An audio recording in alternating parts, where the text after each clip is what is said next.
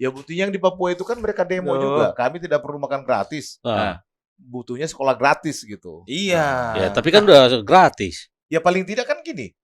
Daripada makan gratis, mereka itu tidak punya buku paket, seragam kan untuk iya, ini benar-benar. seragam itu yang Nah, mereka butuhkan. gitu. Berarti gitu. kalian setuju nggak ini program makan gizi gratis ini sebenarnya? Ya sebenarnya ini sebenarnya kalau menurutku ya. Apapun program pemerintah bagi saya Tulang, apapun program itu bagus. Asal jangan dikorupsi. Nah, Itu aja. Jangan dikorupsi.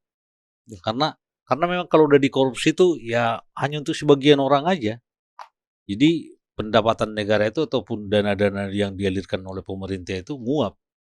kalau soal makan gratis itu sebenarnya saya setuju aja gitu kan.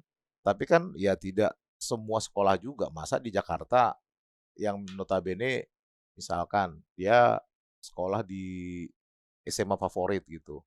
Terus ditaruh di situ makan bergizi gratis. Saya pikir bukan itu lagi yang mereka inginkan gitu. Nah, berarti pelaksanaannya yang kurang tepat menurut Lai. Ya, belum tepat sasaran gitu. Di satu sisi juga memang belum jalan. Saya seperti di kampungku belum ada itu. Makan bergizi gratis itu belum ada.